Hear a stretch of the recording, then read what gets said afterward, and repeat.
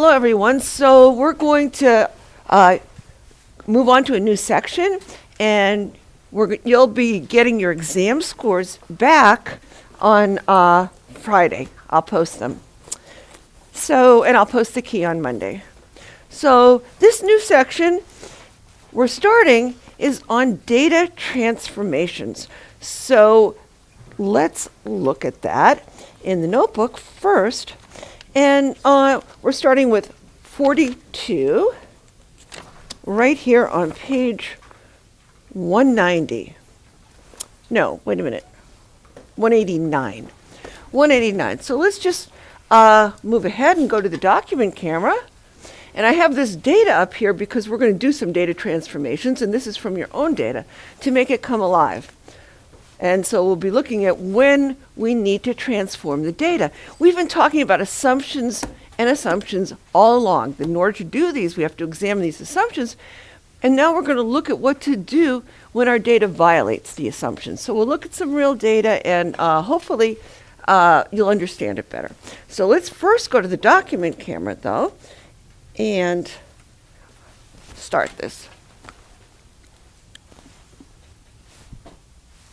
Okay, so here we are on page 189. And transformations of variable. Okay, fitting a linear model to non-linear data. So lots of times you don't have linear data. So the first thing that you want to do is see if you could transform the data to make it look more linear. So we have these four assumptions that we've been talking about all along, and let's look at them again. So these are these assumptions of linearity. Your data should look linear, so you should plot it first to see if it looks linear. Okay? So let's say we do it. So obviously, the ideal, I'll just look at the positive x and positive y coordinate just to make it a little simpler here. And so your data should look sort of roughly elliptical shape. And we've seen a lot of data that does not look like that. That's kind of the ideal, right? And it obviously follows some kind of linear pattern here, right? So this is the ideal. Sort of this elliptical shaped plot. Now,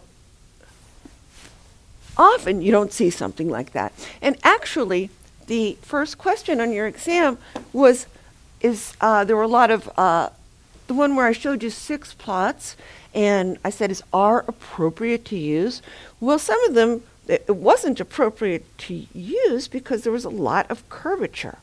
For example, you might have something that looks like that. And if you fit linear data to it, it would not detect the relationship. Or, so this is bad. And something like this. I mean, this happens all the time. Like if you just think of anything that's good in moderation, but bad at the extremes. Like sometimes, let's say X was some drug, and this is death rate. I mean, a drug that's good for you, not like a street drug or something. So the death rate goes, if you have too little of the drug, you're going to die, right? And if you have too much of it, you might die. You do an overdose, but right here would be perfect. So something like a linear plot wouldn't capture that relationship because it's, and same with something like this. And my favorite data set that looks like this, that always surprises people, is money and happiness. I mean, there's so much data that looks like this because everybody wants more money, right? And they think, oh, I'll be happier. So you do. So this is like dollars would be a good example. And some, not only just all sorts of measure of happiness, like stress levels, everything would be here. So what it says is there's this steep rise when you go from being really poor to having some money. Of course, it's way better. But as the more and more the money you get, it levels off, and there's no increase in happiness, and sometimes there's a decrease. So this is like, oh yeah, super happy. It's terrible to have no money, right? So it makes it real difference there. So we want to capture these relationships, so this is bad too. Why do we want to capture it with this? When we could describe it better with a curve, we could describe it better with a curve, but if we want to use the models that we've been using, we have to do a transformation so it looks like this. And lots of times that's the best fit you can do, and then you transform back to this. All right? So what does it say here? It says to check the assumptions, you can look at either the scatter plots or the residual plots. What are the residual plots, and why would you even do that? So remember what a residual is. A residual, we make a prediction, and the residual is just a little distance off the prediction. So here's a big error, positive, here's etc. So in all of these plots, the residuals are there. There's a giant residual here, giant residual here. They're all here, so why do a residual plot? You don't have to unless you can't see the pattern very well. I mean, these are very obvious. For example, if we did a residual plot, it would look exactly the same way, except we'll do it of any of them we could do it. We could do it of this one just because we have more room. And so what would it look like? What does a residual plot do? So there's two ways to do it. You could put the x's here, just like we have them, and instead of having this be y right here, what you can have are the errors around y, the residuals. So it would have 0 here, because the average of all the residuals is 0. So this is the plot of the errors. It's the errors, the distances from y. So, right? So instead of having a line like this, we're going to have the same pattern, right? So these are the negative errors. They'd be down here, and it would just be easier to read. In this case, it's kind of useless because it's the same thing. But often, it's easier to look at, but often you can hardly detect it unless you do this, because what you can do is you can change the scale around here. And when you change the scale, you can magnify it. So if something looks pretty linear, it's always good to check. If it's obviously violating, you don't need to do it. But let's say it looked really linear, you might not detect small differences around here unless you expand it and do this. That's one example. And that's very much like the homework that I'm going to post. So I'll warn you about this. So this is right here. It's usually easier to spot assumptions by looking at the residual plots, and sometimes you can't. That's the only way you can do it. So in homework, your next homework, which I haven't posted yet, homework 21st problem, that's what it's about, solar system problem. You're going to not be able to it's going to look really linear until you plot the residuals, because then it can change the scale of y. So that's a good example to see where it can be really useful. All right, moving on. We've already talked about all this stuff, but now we're going to dive into it and really solve the problem. What happens? So I want to go through it in your mind again. So the errors in the true underlying regression model must be mutually independent. We talk about that all the time. Independent, equal variances, and normal. IID, independent, identically distributed, normal, with the 0 errors, and little perfect normal curves around. I'll show you pictorially, but we talk about it all the time. So let's draw a picture of it. So independence. Well, can we model? Randomness is the key to everything we're doing. We want these draws to be, we're modeling variability, random variability. Our null is always what's due to chance error. That's random variability. That's the null always. And we're trying to detect something else besides that, a signal, right? So if we can't model our data as random draws or random, the errors as random, then we can't use any statistics. So this is probably the most important. But Where it shows up all the time is in these correlated errors, like when on the x variable is time. But we haven't really done that examples because we don't have time to do everything. So you'd have correlated errors all the time when you're looking at data across time. So you have to be very careful here. But basically, you want to model the data as random. So a typical violation would just see any grouping whatsoever, right? It's supposed to be random, right? So the draws, let's just remember our ideal. So let's say we even had an ideal looking one like this. And how would you know that it violated independent draws? Well, you might have these clusters, like groupings. We've seen how groupings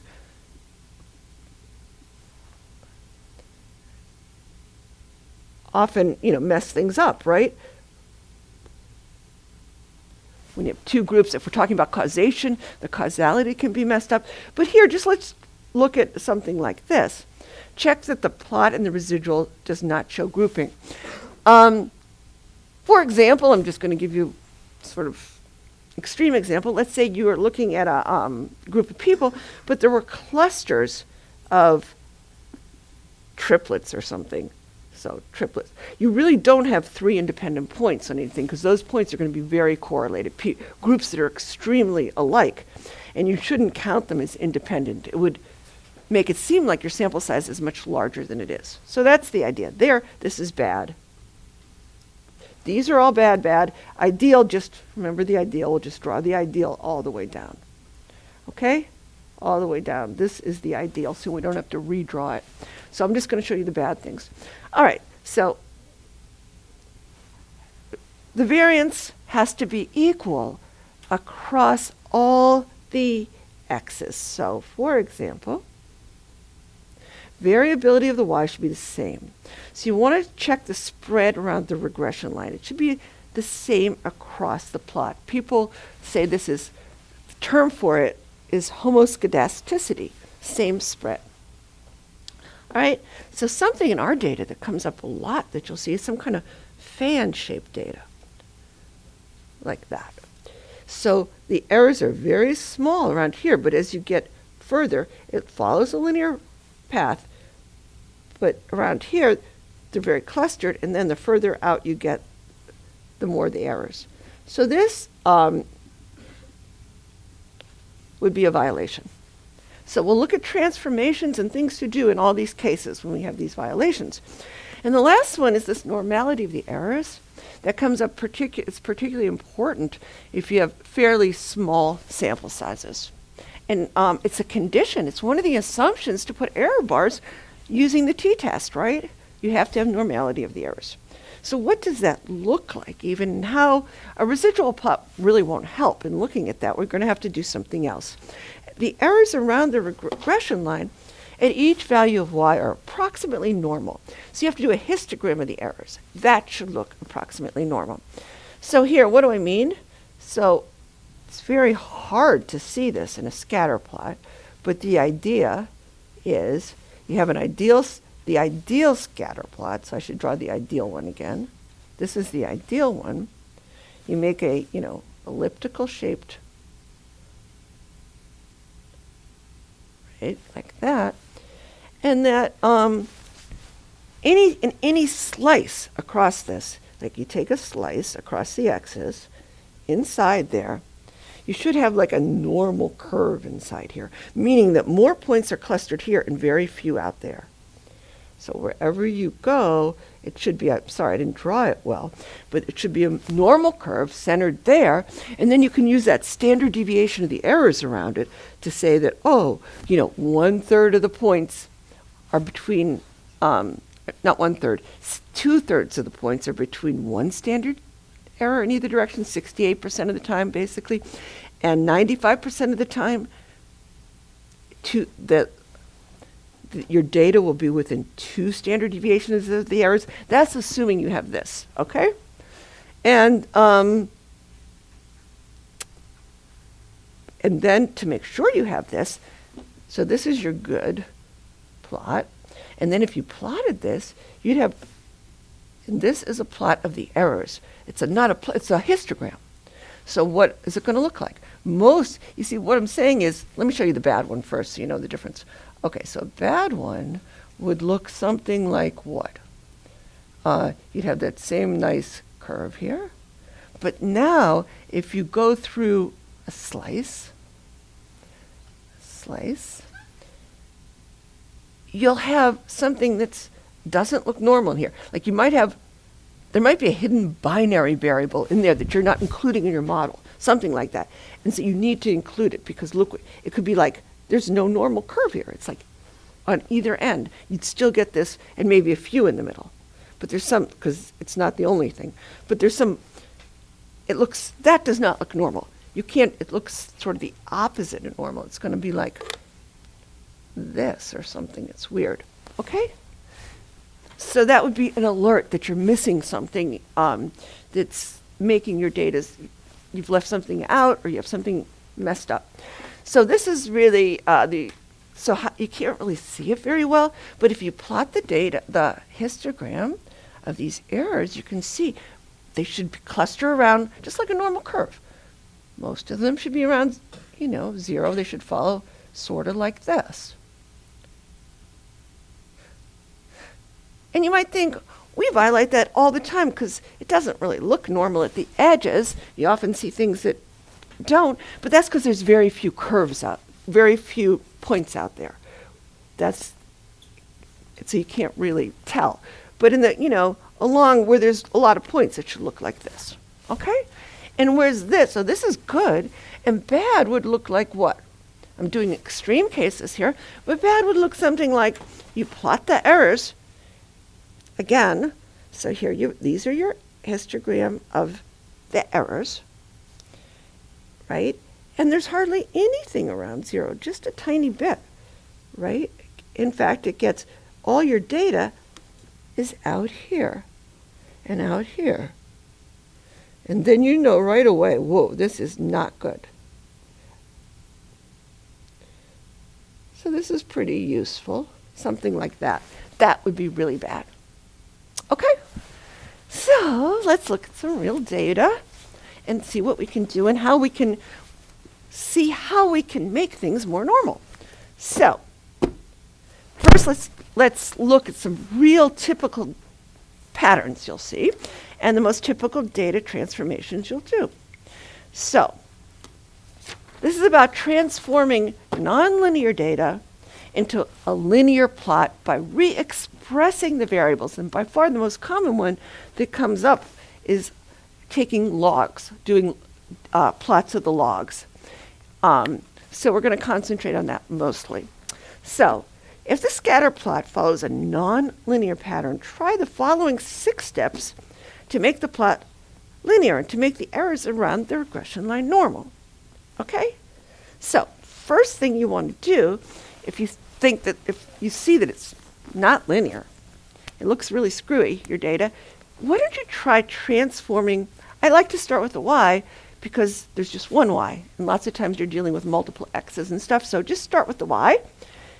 And by the way, these rules are just guidelines. They're not like you can make up whatever rules you want. I'm just thinking this is typically what people do. Okay?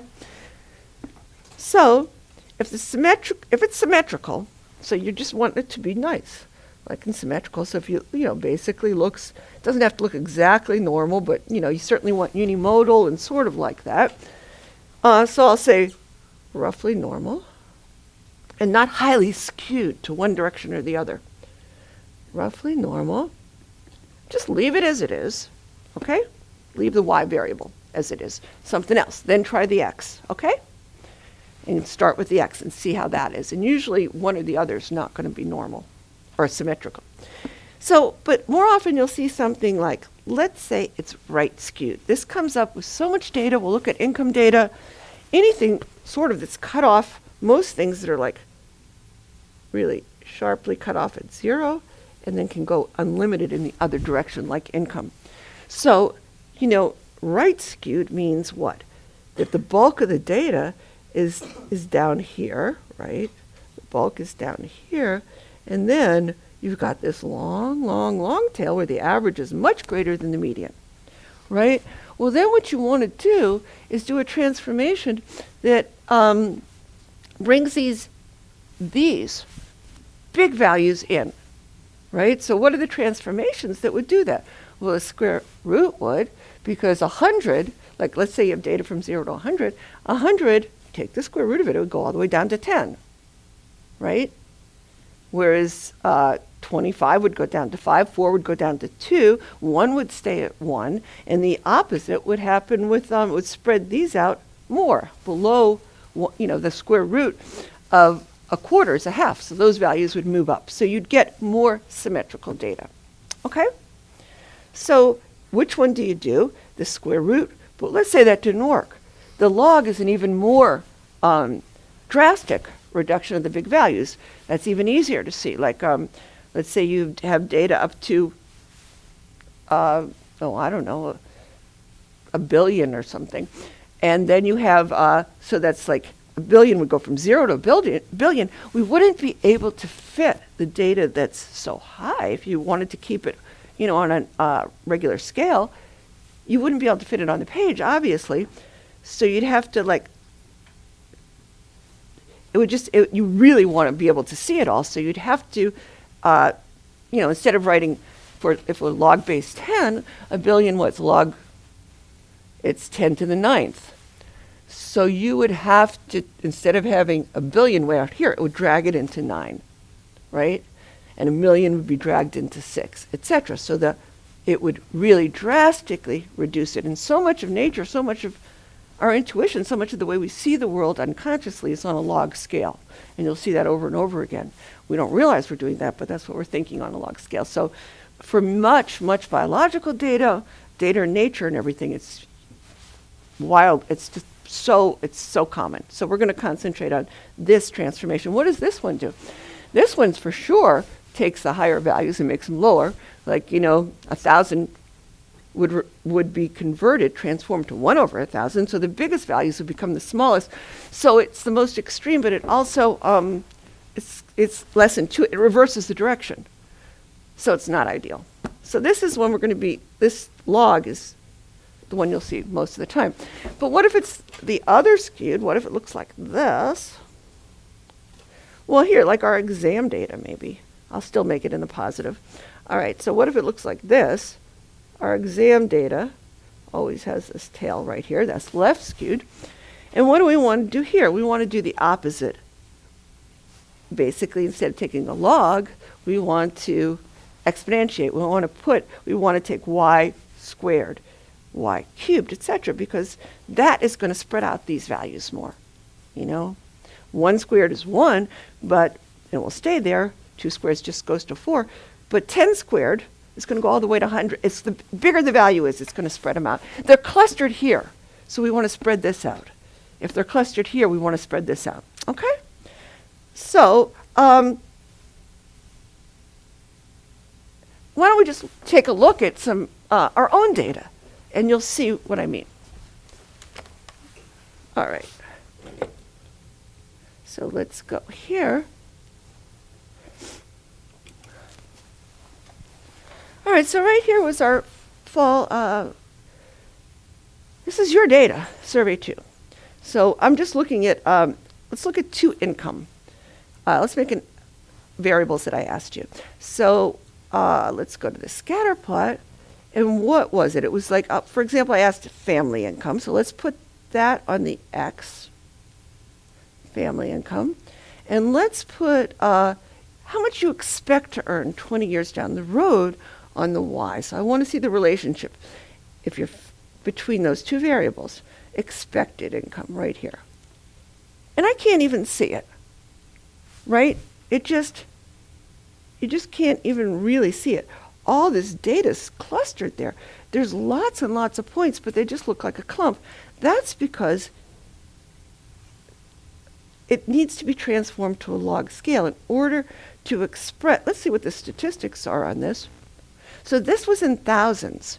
So you have to say, how many zeros are there? 1, 2, 3, 4, 5. Okay, so this this is expressed in thousands. That's 8 zeros. So it's gone up to 100 million, right?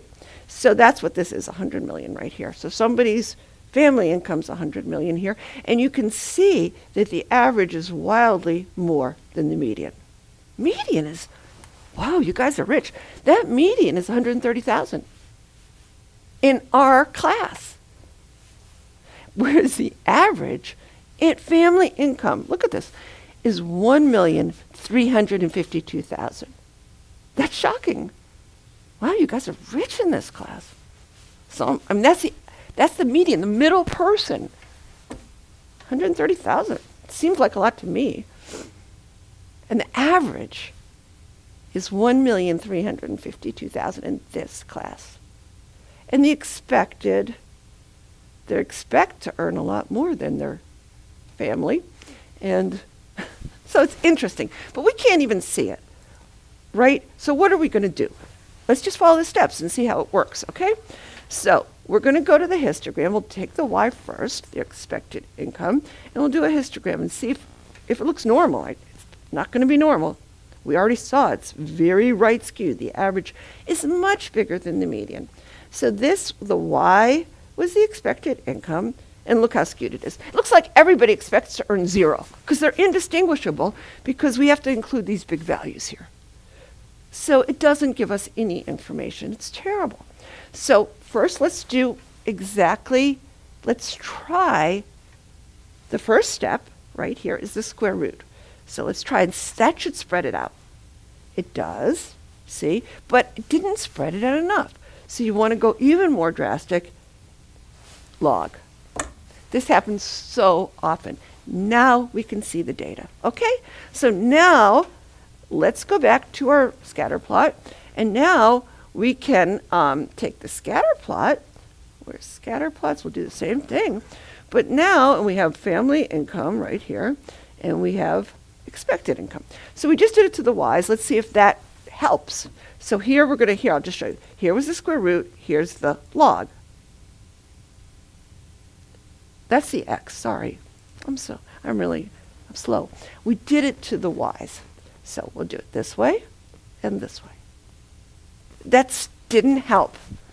We still have a screwy, that does not look linear, right? What happens if you fit a linear regression to it? It just doesn't look right. That's not a linear plot. Okay, and so let's go. So we should try doing the same thing then with the X's. So we'll do the square root, and then we do the log, and look how nice it looks.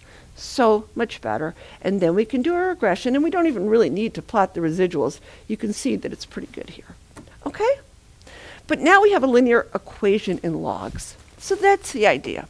That's what we're going to do today. We're going to look at data, and then we're going to see that do transformations, and then how to do our usual estimates, build confidence intervals on data that we've transformed. So that's what we'll do for the rest of the hour. Any questions? But so often you can't even see it unless you do this. So let's go back to the document camera. And all right, so we did this. So we look at the scatter plot with the transformed Y and see if it's linear. It was not. If not, try doing the same transformations of the X variable. We did. If the data is straight enough, fit a regression line. We just did. Find the residuals and the predicted values. Oh, I could have. They would have looked good. Now, these right here are to assure the errors are independent with equal variance and normal. All right, so all of these right here, people do them, but you do them, they're all about make a scatter plot of the residuals. We really didn't have to do it because it was so obvious, but you should do it anyway. It's good practice, and it's just as on previous page. All of these are just as on previous page. What do I mean? If you couldn't see it was bad in the scatter plot like this, or you couldn't see it was good, you make, we transform it, and let's say it does look good. But sometimes it's hard for these things to show up, so what you have to do then is to, the residuals are here, is what I'm saying. It's not like mysterious. You make a plot and all of a sudden the residuals appear. They're right here. You have to squint to see them. Okay? So if you can see them, you don't have to do this plot, but everybody does it. Just because it's good practice. But, so you know what to do. Now these, you could make a histogram of those. Okay? And we could do it. We'll do it we're going to go through it with a real data set and really do calculations. So you understand this, and now if they're all met, you can go ahead and make the inferences. All right, so let's go through all that with a data set that I actually ask questions about, and we can do calculations. All right, so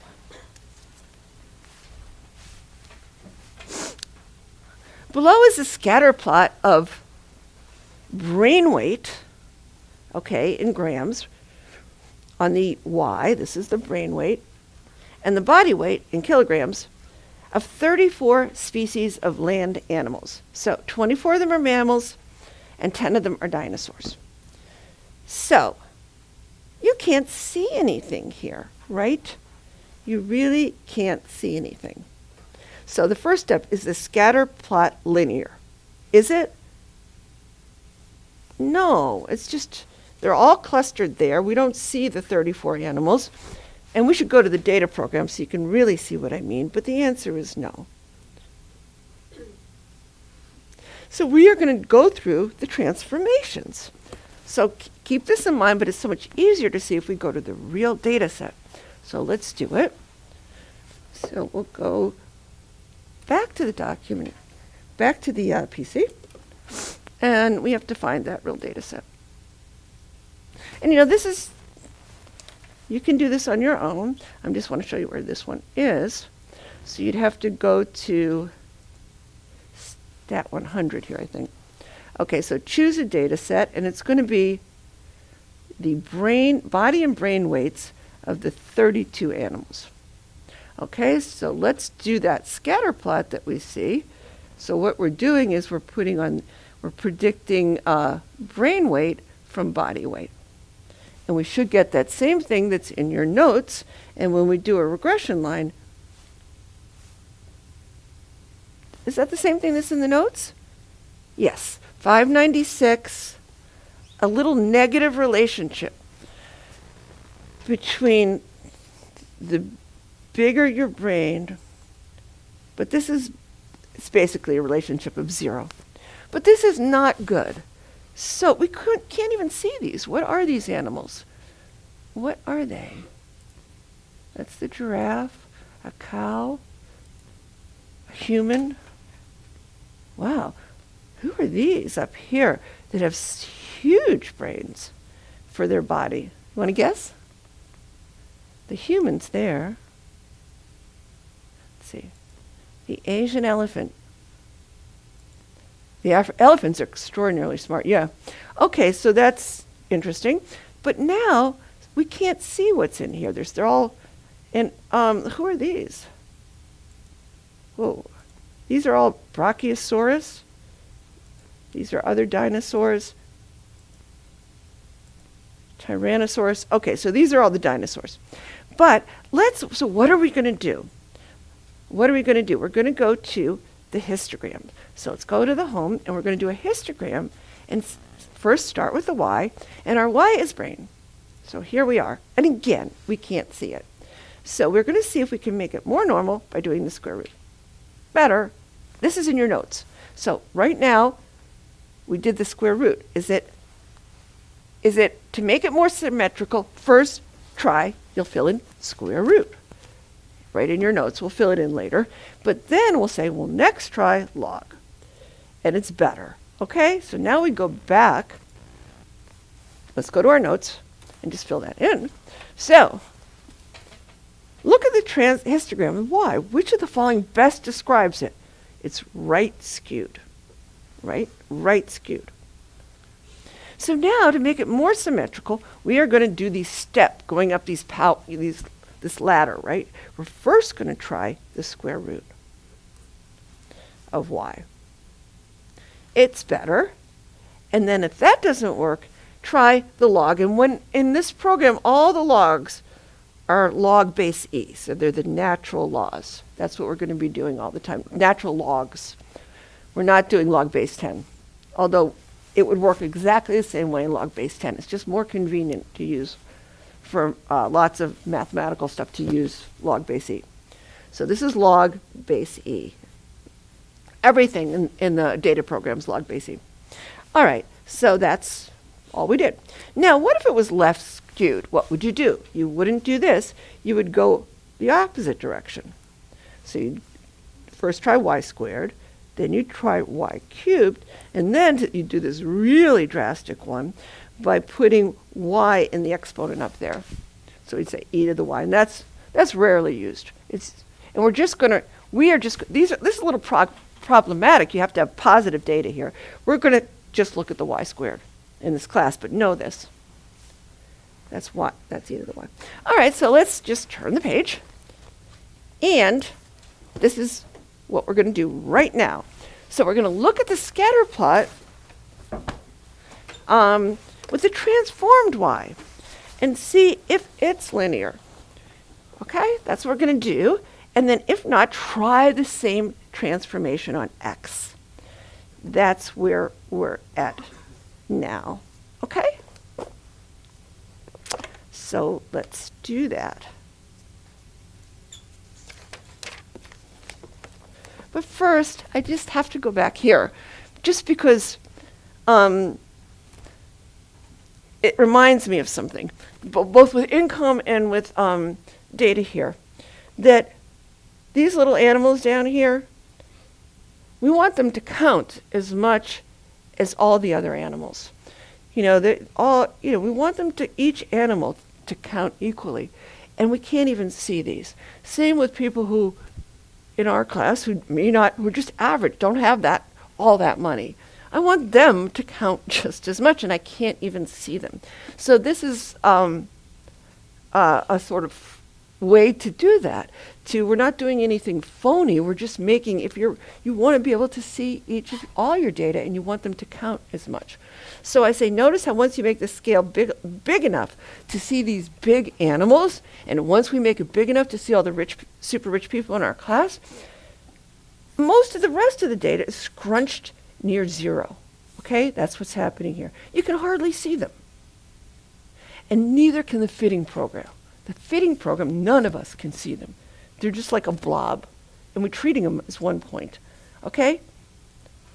And it pays little attention to these small numbers. Yet that's where most of the animals are. That's where most of the people are. So you want a transform that counts the little animals just as much as the big one. And this is one of my favorite children's books called Horton Hears a Who, that says a person's a person no matter how small. So if you know that book, you know what I'm talking about. Nobody could hear the little Who's down in Whoville unless they shouted, got all together and shouted. And so it's a very political book that's relevant to our times. And I think just this is an example of how extraordinary skewed our income is. And so when you do all these plots, you want to count everyone and see everyone. All right, I just wanted to do that because math is a beautiful way to display things, to just be able to see everything. Okay, so we're here. So now we go to here. All right, so now what are we going to do? We're going to go back to the scatter plot, and we're going to do our transformations. Okay, so we did this, and now we're going to, and it didn't go far enough, so now we're going to do, we're going to do logs of both of them. And now it looks much, much, much better.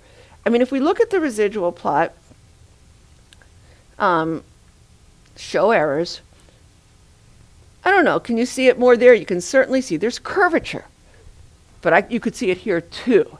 This is the residual plot. It's just plotting the errors here, and you see how it can change the scale here. It can magnify it so you can really see. It's easier to calculate these differences. That's why people do it.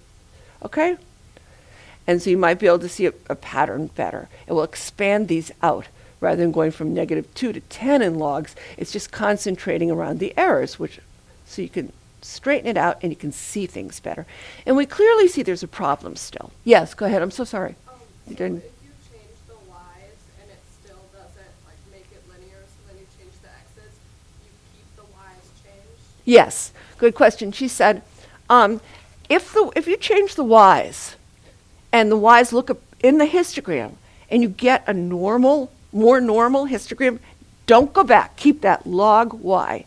Then when you do the scatter plot, if it doesn't look good, then you can change the x's. Log them. Don't go back and change. No. Once you've got, you don't want to ever make the histogram of a variable less normal. You want to get rid of that skew. Does that make sense? Okay. So that's the idea. So now, let's get rid of this error plot. We looked at that. That looks okay. Now,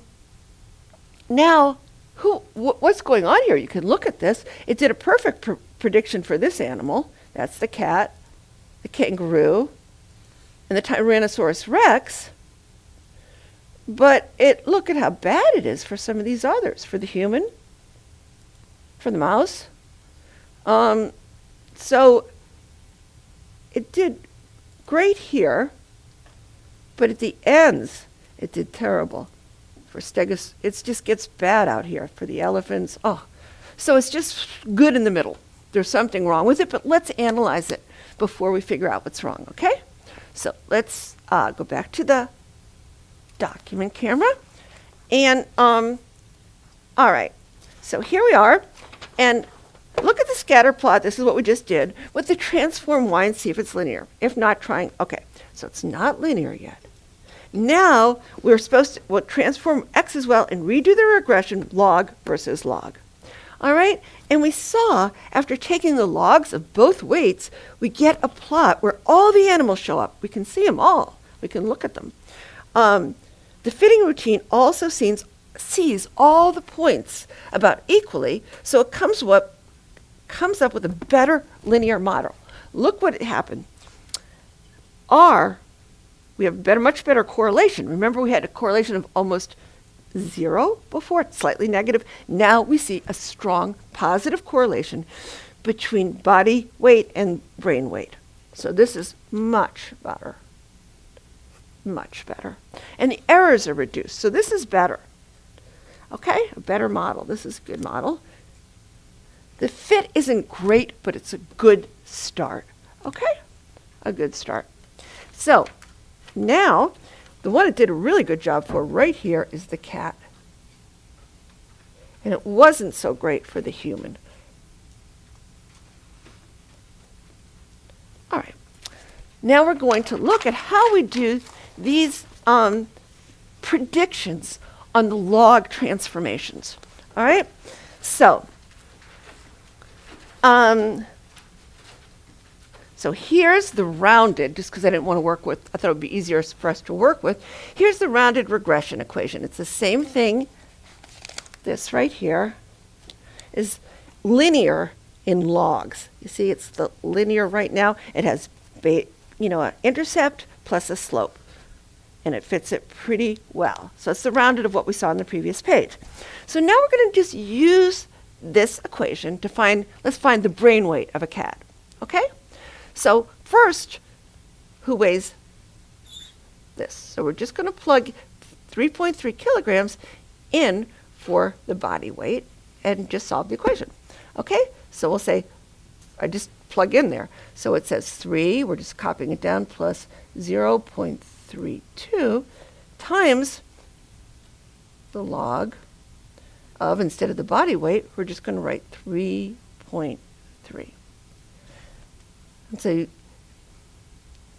just do that. I did it, and it was 3.82. All right. Now, but the question was the brain weight, not the log of the brain weight. So we want its brain weight. So we just have to anti-log this. Anti-log both sides. So you anti-log this, exponentiate it. I'll just draw this in lightly.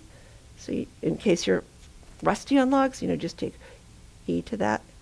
And just e to that. It's just, and then you'll get back to the brain weight. These two are inverse functions, exponentiation and logs. I know a lot of you are not from, you took it, I'm sure you know it, but you're rusty, you haven't taken math for a while. So just play around on your calculator. It'll come to you back to you really easily. And I don't think you're going to have a problem with it. So please don't say, oh, logarithms, I can't even remember what they are. Don't worry about it, okay? So we're just going to because it will come back. So we're just going to exponentiate both sides and anti-log it. So we anti-log that. That's what we're doing to get the brain weight. And so the brain weight is just e to the 3.382. And now we get the brain weight, which is in grams. Okay? So what's the cat's residual here? The actual brain weight of the cat in the scatter plot is this. So this is the actual. What's the residual? That's our predicted. So the residual, the error, obviously, is equal to the actual minus the predicted, as usual, which is equal to what? 25.6 minus that. So the cat's a little bit below the line, but it was pretty close. And now let's do the human and see the human's residual. All right? So now let's just do the same thing for human, who is 62 kilograms, the one pictured in the plot. Okay? That's what I'm doing. I'm looking at the one in the plot. This was the cat in the plot. All right, so here we're going to do the same thing. And so let's just copy down the equation we're using again. So now it's the log of the brain weight equals 3 plus 0.32 times the log of 3. So this is what we're using. Whoops. Look what I did. I copied down the wrong. That's body weight times the log of the body weight, in which case, what is it here? It's going to be 62. So cross that out. It's 62. It's just right there's body weight. Okay. So now we're just going to calculate that, which is 4.32. Okay? Just plug that into your calculator, and it's 4.32. So now we're not interested in the log. We want the actual brain weight, so we'll just do the same thing we did before. So the brain weight is just e to the 4.32. Okay? Which is equal to 75.24 grams. And now the actual brain weight in the plot is much bigger than that. So the actual is this. So what's the residual? So the residual is 320 minus 75.24. And that's huge. And that's why we saw in the graph that the human was way above the regression line. We can just look at it again. Okay, so that's the residual. We're looking at these two residuals for the cat. You see? So it didn't do a good job. This is the huge residual. It did pretty well for the cat, slightly below the line. All right? Any questions so far? So now, what are we going to do? We're going to look at confidence intervals, but before we do, I just want to show you the basic transformation that happens when you anti-log something. So we've got a regression, a line in logs, right? So I want you to show you, these are our parameters, beta naught and beta 1, and I want to show you what happens when we do the transformation, right? So we've got this right here and this, and where they appear. So in general, so just because, why do we want to transform back? Well, it's way more intuitive to anti-log and go back to, most people don't think intuitively in terms of logs, so it's just helpful to think of it in going back to the regular units. So the idea is this, that these parameters that are the coefficients here turn into the exponents when we anti-log it. This is where they're going to appear as exponents. So you can see that with this right here. So if we have this, right? I'll just write it again just so you can see. So the log of the brain weight is equal to 3 plus 0.32 times the log of the body weight. And what happens when we anti-log it? Raise both two. So this becomes the brain weight, and this is e to all that.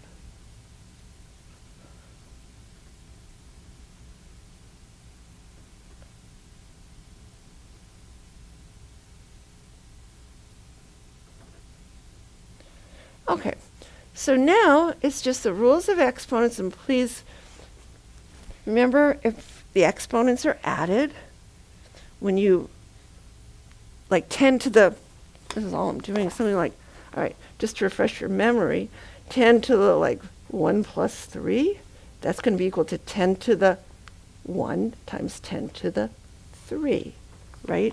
10 to the 4th is equal to 10 times 10 to the 3rd. So just don't be insulted, the ones of you who think, why is she doing this? People forget these things if they're not using them all the time, okay? So I just want to remind you. So here when we do this, it's e cubed times e to the what? To that. Now, I'm just going to, this part, that's multiplication. It's commutative. So I'm just going to switch the order and write it this way. The log of the body weight times 0.32. Okay? Why did I do that? Because this part right here is just body weight. We have log of body weight, and we anti-log it, so we're back to body weight. So that's why we get e cubed times the body weight to the 0.32. And as I told you, these exponents right here, these coefficients right here, these become the exponents. That's all. So, now, what if we had been in base 10 instead of base? What if we had taken log? What if we were doing all this in base 10 instead of natural logs? Okay? What would we have gotten the same equation? If not, what would change? Well, only the intercept would change. The slope would stay the same. So really, and we don't pay much attention to the intercept, so we basically would have the same relationship. Holds up no matter what base you're in. Which would make sense. Why,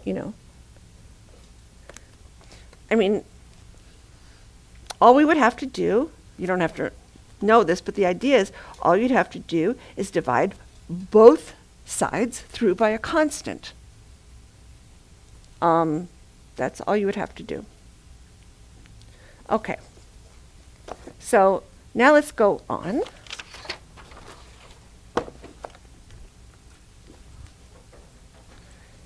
Boy, we're going to get out early, thank goodness, right?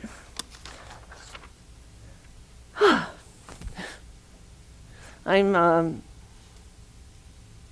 kept you so long most of the semester. We were rushing through it. Now it looks like, okay, we are only going to go through 43, right? And we just had an exam, so let's just finish this page and then we're going to go home. All right. So now what are we doing here?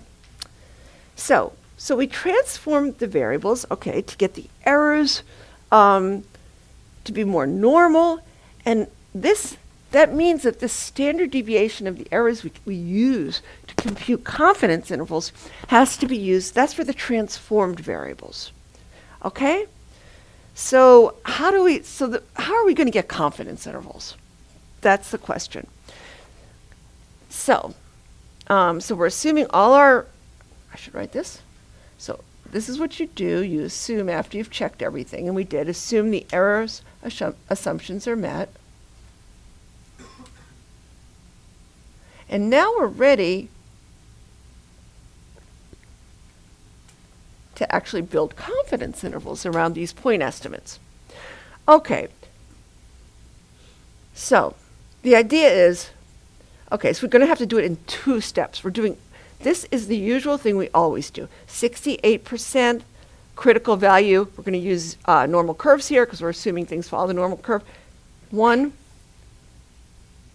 95%, this is Z star. 1.96 really. So we're just going to do it very simply using our usual confidence intervals, right? So it's going to be our prediction, but it's the transform prediction because we are using these standard errors that come from, we're going to be using this right here, and that comes from the transform. That's the errors around our regression line, around the logs here. So we're going to do this, and then we're going to, so we'll get endpoints, and then we're going to anti-log those endpoints, all right? We can't use this on our predictions, right? We can't use it on what we predicted. Like here's our actual prediction here. We can't apply that to that. And so you'll see. All right, so we're just going to, so we first do confidence intervals for the log transformation. So, all right, so what did we get here? We used this equation, right? And we got that the log of the brain weight, let's just write this down from the previous page. So what did we get for our prediction here? We got this to be, we did it here. The log of the brain weight, the actual brain weight, it's right here. This was the log of the brain weight, right? We did this first. So this is what we're going to attach the error bars to this, when what we really want is this. So we're going to attach it to this, and then we're going to anti-log the endpoints to get a confidence interval around the brain weight, okay? So we're just building a confidence interval around our log equation. All right, so that's what we got, 3.382. So that's what we have. Then we did estimate the brain weight to be what? That. We'll put that in here, 29.43.